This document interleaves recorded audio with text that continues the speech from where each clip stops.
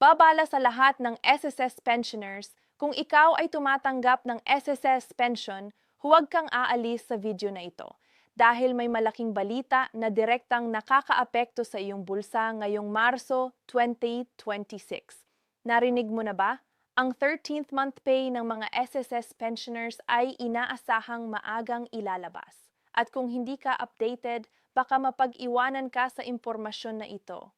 Isipin mo na lang, doble ang pasok sa iyong account bago matapos ang buwan. Hindi lang ang iyong regular na pensyon, pati na rin ang iyong 13th month pay sabay-sabay na darating. Pero narito ang tanong na dapat mong malaman. Sino ang mga tatanggap? Kailan eksaktong ilalabas? At ano ang dapat mong gawin para hindi ka malagpasan? Maraming pensioners ang hindi pa alam ang mga detalyang ito at yun ang eksaktong dahilan kung bakit ginawa namin ang video na ito.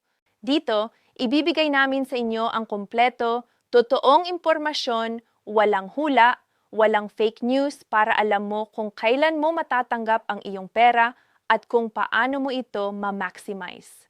Ito ang video na pinakahinihintay ng bawat SSS pensioner ngayong Marso 2026. Kung gusto mong mauna sa lahat ng balita, ay like ang video na ito ngayon para malaman ng aming channel na kailangan ng mas maraming update para sa inyo. Simulan na natin. Mga kababayan, mga SSS pensioners, at lahat ng inyong mga mahal sa buhay na umaasa sa kanilang pensyon bawat buwan, maligayang pagdating sa ating video ngayon. Bago pa man tayo magsimula, nais kong sabihin sa inyo na ang lahat ng impormasyon na aming ibabahagi ngayon ay napakahalaga, hindi lang para sa inyo, kundi para din sa inyong pamilya. Kaya naman, huwag kayong aalis sa video na ito kahit sandali dahil bawat salita dito ay may kinalaman sa inyong kinabukayan at sa pera na dumarating sa inyong mga kamay. Ngayon, pag-usapan natin ang isang bagay na talagang inaabangan ng halos lahat ng SSS pensioners sa buong Pilipinas, ang tinatawag nating 13th month pay kasabay ng inyong regular na pensyon para sa Marso 2026. Oo, narinig ninyo ako ng tama.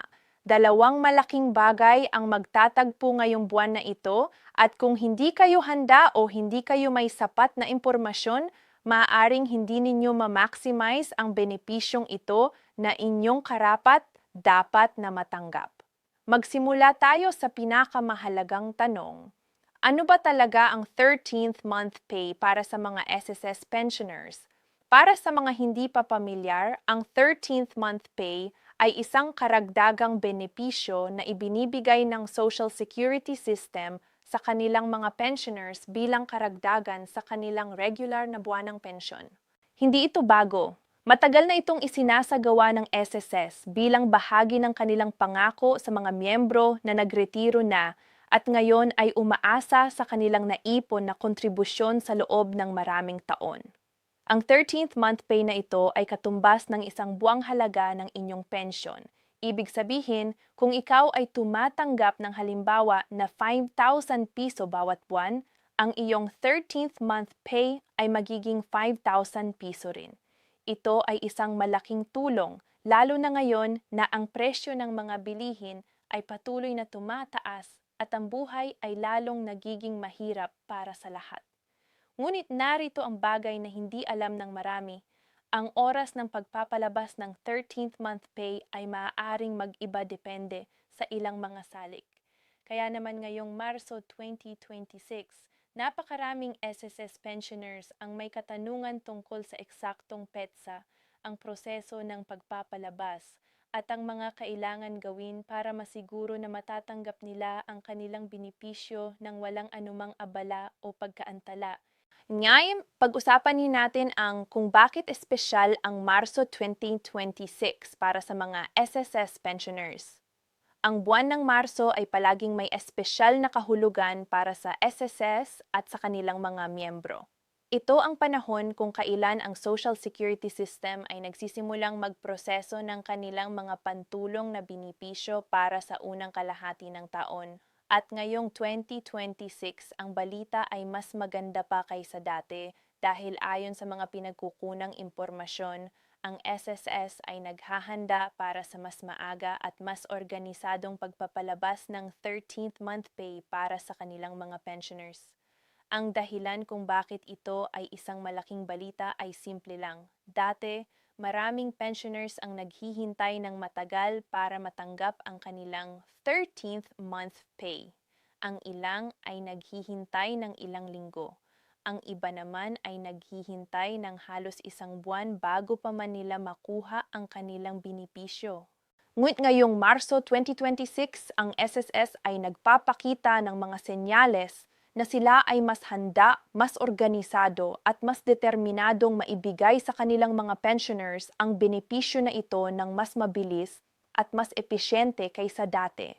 Ito ay resulta ng mga pagbabago sa sistema ng SSS, ang digitalisasyon ng kanilang mga proseso at ang patuloy na pagpapabuti ng kanilang serbisyo sa publiko. Kaya naman, kung ikaw ay isang SSS pensioner, meron kang lahat ng dahilan para maging excited at handa para sa Marso 2026. Pero syempre, hindi magiging kumpleto ang ating talakayan kung hindi natin pag-uusapan ang kung sino talaga ang mga magiging tatanggap ng 13th month pay ngayong Marso 2026. Una at pinakamahalaga, ang lahat ng aktibong SSS pensioners na tumatanggap ng regular na pensyon ay karapat-dapat na makatanggap ng 13th month pay. Kasama dito ang mga retirement pensioners, ang mga disability pensioners, at ang mga survivorship pensioners. Kung ikaw ay nasa alinman sa mga kategoryang ito, ikaw ay nasa listahan ng mga tatanggap ng benepisyong ito. Ngunit may ilang mga kondisyon na kailangan ding malaman. Una, ang iyong pension account ay kailangang aktibo at updated. Ibig sabihin, ang iyong impormasyon sa SSS, ang iyong address, ang iyong bank account number, kung saan dinadeposito ang iyong pensyon, at ang iyong iba pang personal na impormasyon ay kailangang tama at kumpleto. Kung mayroong anumang hindi tama o kulang sa iyong impormasyon, maaaring maantala ang inyong 13th month pay. Pangalawa, ang iyong pensyon ay kailangang hindi naantala o nasuspinde sa anumang dahilan. Kung mayroong mga isyo sa inyong pension account, halimbawa kung may mga kontrobersya o pending na kaso, ito ay maaaring makaapekto sa inyong kakayahang matanggap ang 13th month pay ng nasa tamang oras.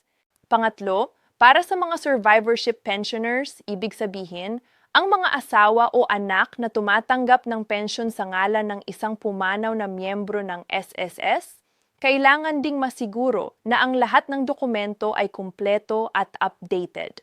Ang SSS ay mahigpit pagdating sa pagpapatunay ng pagkakakilanlan at ng karapatan ng bawat tatanggap at ito ay para sa proteksyon ng lahat. Ngayon naman, pag-usapan natin ang proseso ng pagpapalabas ng 13th month pay, kung paano ito ilalabas at kung paano mo ito matatanggap. Para sa mga pensioners na ang kanilang pensyon ay direktang nidedeposito sa kanilang bank account, maging ito man ay sa Land Bank, GSIS, PNB o sa iba pang accredited na bangko, ang 13th month pay ay automatikong maideposito rin sa parehong account. Hindi na kailangan pang pumunta sa SSS office o gumawa ng anumang espesyal na aksyon. Ang sistema ay otomatiko at ang SSS ay maglalabas ng anunsyo tungkol sa eksaktong petsa ng deposito. Para naman sa mga pensioners na pumupunta pa rin sa SSS o sa kanilang mga accredited na ahente para personal na kunin ang kanilang pensyon, tulad ng sa mga rural na lugar kung saan maaaring limitado ang akses sa mga bangko, ang proseso ay bahagyang naiiba. Maaaring kailangan ninyong pumunta sa inyong pinakamalapit na SSS branch o sa inyong designated na disbursement point para personal na kunin ang inyong 13th month pay. Ang SSS ay mag-aanunsyo ng mga espesyal na araw ng disbursement para dito. Isang mahalagang bagay na dapat malaman, ang SSS ay nagpapatakbo rin ng kanilang online portal at mobile app, ang MySSS, kung saan maaari kang mag-check ng iyong pension status, ang iyong 13th month pay status, at iba pang impormasyon tungkol sa iyong account.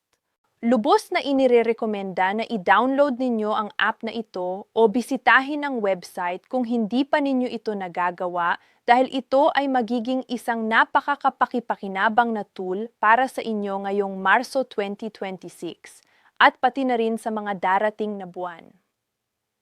Isa sa mga pinakamadalas na tanong na natatanggap namin ay ang tungkol sa halaga ng 13th month pay. Kung magkano talaga ang matatanggap ng bawat pensioner. Tulad ng nabanggit ko kanina, ang 13th month pay ay katumbas ng isang buwang halaga ng inyong pensyon. Kaya naman, ang halaga ay mag-iiba-iba depende sa bawat pensioner. Ang mga pensioner na may mas mataas na buwanang pensyon ay makakatanggap ng mas malaking 13th month pay. At ang mga may mas mababang pensyon ay makakatanggap ng katumbas na halaga ng kanilang buwanang pensyon. Para sa mga gustong malaman ang kanilang eksaktong halaga ng pensyon at 13th month pay, ang pinakamabilis na paraan ay ang pag-login sa inyong MySSS account online o sa pamamagitan ng mobile app. Doon, maaari ninyong makita ang inyong pension history, ang inyong buwanang pension amount, at ang mga detalye ng inyong benepisyo. Kung wala kang MySSS account, ito na ang tamang panahon para mag-register. Madali lang at libre. Mahalaga rin na malaman na ang 13th month pay ay hindi subject sa income tax para sa mga pensioners. Ibig sabihin, ang buong halaga ng inyong 13th month pay ay mapupunta sa inyong bulsa. Walang bawas, walang deduction. Ito ay isa sa mga benepisyo ng pagiging SSS pensioner na hindi lahat ay lubos na naiintindihan o napapahalagahan. Ngayon, gusto ko ring pag-usapan ang mga hakbang na dapat gawin ng bawat SSS pensioner para masiguro na maayos at walang abala ang pagtanggap ng kanilang 13th month pay ngayong Marso 2026.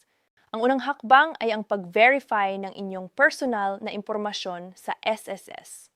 Bilang pensioner, kailangan mong tiyakin na ang iyong pangalan, address, petsa ng kapanganakan at iba pang personal na impormasyon ay tama at updated sa SSS records.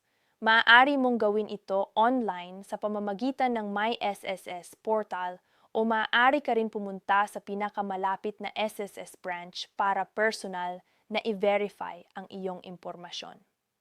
Ang pangalawang hakbang ay ang pag-verify ng inyong bank account information. Kung ang iyong pensyon ay direktang nidedeposito sa inyong bank account, siguraduhin na ang bank account number na nakaparehistro sa SSS ay tama at aktibo.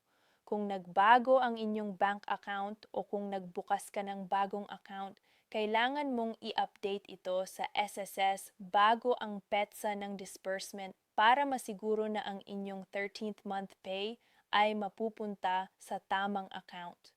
Ang ikatlong hakbang, yan ay mahalaga lalo na para sa mga nakatatanda o hindi gaanong familiar sa teknolohiya, ay ang paghingi ng tulong sa inyong pamilya o sa mga taong mapagkakatiwalaan ninyo. Kung hindi kayo komportable sa paggamit ng internet o ng mobile phone para i-check ang inyong SSS account, huwag mag-atubiling humingi ng tulong sa inyong mga anak, apo o mga kamag-anak. Ang layunin ay masiguro na kayo ay may tamang impormasyon at na ang inyong mga benepisyo ay natatanggap ng tama at nasa tamang oras.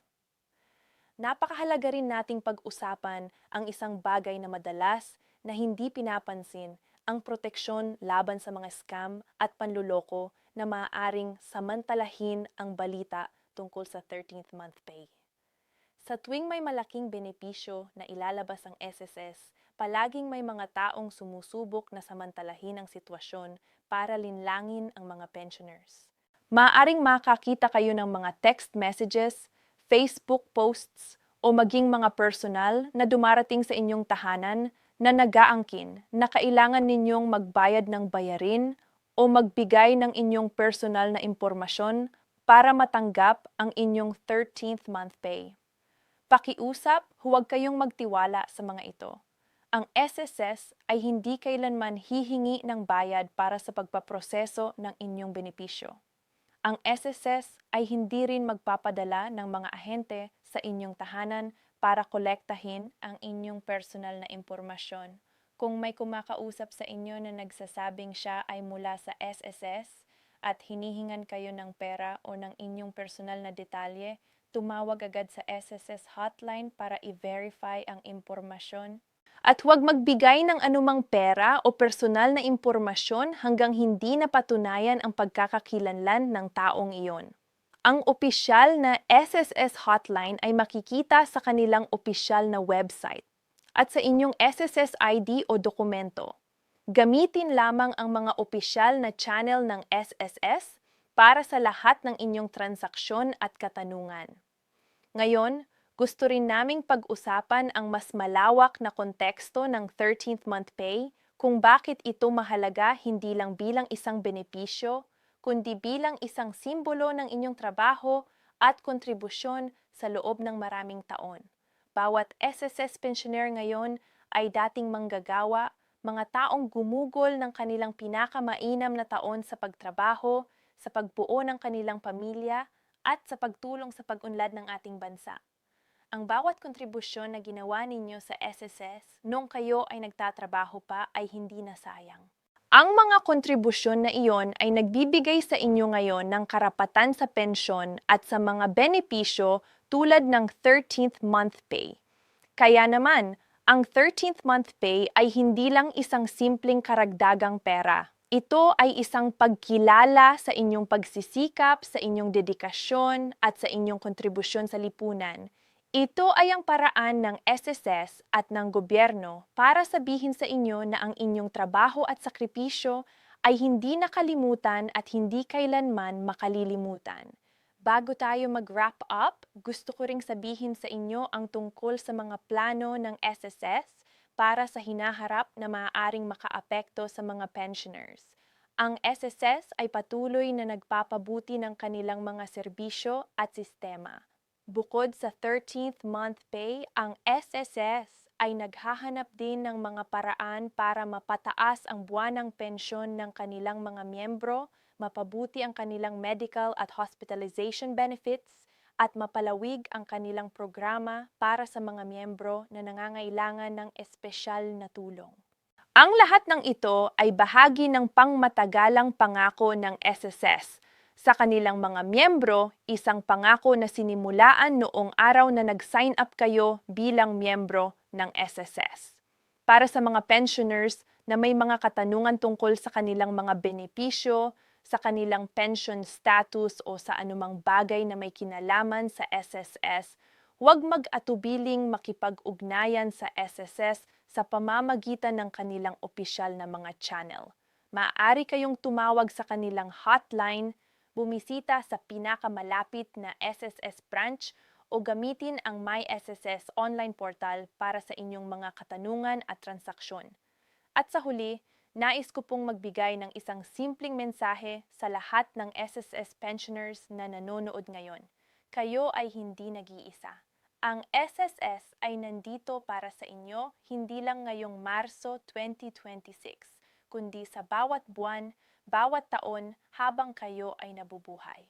Ang inyong 13th month pay ay paparating at kasama nito ang lahat ng inyong regular na benepisyo. Ang kailangan lang ninyong gawin ay manatiling informed, manatiling updated at huwag hayaang dumaan ang anumang benepisyo na hindi ninyo natatanggap. Kung nakatulong sa inyo ang video na ito, kung natutunan ninyo ang isang bagay na hindi ninyo noon alam, huwag ninyong itago ang impormasyong ito para sa inyong sarili lamang. I-share ito sa inyong mga kasamahan, sa inyong mga kapwa pensioners, sa inyong mga magulang o lolo at lola na maaaring makinabang sa impormasyong ito. Dahil ang impormasyon ay pinakamakapangyarihan kung ito ay ibinabahagi at ginagamit ng marami. Salamat sa inyong oras, salamat sa inyong tiwala, at patuloy kaming magbibigay ng pinaka-updated at pinakatotoong impormasyon para sa lahat ng SSS pensioners sa buong Pilipinas. Hanggang sa susunod na video, ingatan ninyo ang inyong sarili, ingatan ninyo ang inyong pamilya, at huwag kalimutang i-like at i-subscribe para hindi kayo makapalampas sa susunod na mahalagang balita. Salamat po.